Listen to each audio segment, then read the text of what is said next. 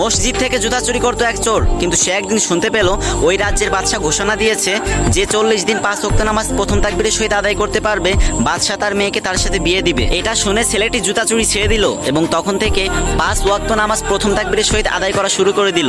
এবং এভাবে করতে করতে 39 দিন কেটে গেল এবং বাদশার কানে খবর গেল একটা জুতা চোর 39 দিন ধরে 5 ওয়াক্ত নামাজ প্রথম তাকবীরের সহিত আদায় করতেছে। এটা শুনে বাদশা চোরটাকে রাজদরবারে ডেকে পাঠালো এবং বলল, তুমি আমার মেয়েকে বিয়ে করো। কিন্তু আশ্চর্যজনক ঘটনা হচ্ছে 40 দিন কেটে যায়, 41 দিন কেটে যায়, 42 দিন কেটে যায়, কিন্তু চোরটার আর কোনো খোঁজ খবর থাকে না। তারপর বাদশা সেই চোরটাকে খুঁজতে খুঁজতে অবশেষে পেয়ে গেল এবং বলল, আরে আমি তো আমার মেয়ের সাথে তোমাকে জোর করে বিয়ে দিচ্ছি না, তাহলে তুমি পালাচ্ছ কেন? তখন জুতা চোর বলল, হুজুর আপনি জানেন না আমি ভালো মানুষ না, আমি একটা জুতা চোর। বাদশা বলল, তাও আমি আমার মেয়েকে তোমার সাথেই বিয়ে দিব। তখন যুবকের চোখ থেকে টপ টপ করে পানি পড়তে লাগলো এবং বলতে লাগলো, হুজুর বিশ্বাস করেন আমি 40 দিনের দিনেও রাজকুমারী আর রাজ্য হাসিল করার স্বপ্ন দেখেছি, কিন্তু 40 দিনের শেষ নামাজের শেষ রাকাতের শেষ সেজদায় আমি জান্নাতের প্রশান্তি পেতে শুরু করলাম। আমার অন্তর প্রশান্তিতে ভরে গেছে, আমি জীবনের সব খুশি ভুলে গেলাম। হুজুর আমার চাই না, আমার রাজকুমারী চাই না, আমার রাজ্য চাই না, আমি শুধু নামাজের সেজদায় গিয়ে ওই জান্নাতের একটু প্রশান্তি পেতে চাই। এইসব কথা শুনে বাদশা নিজের চোখের পানি ধরে রাখতে পারলো না এবং বলল,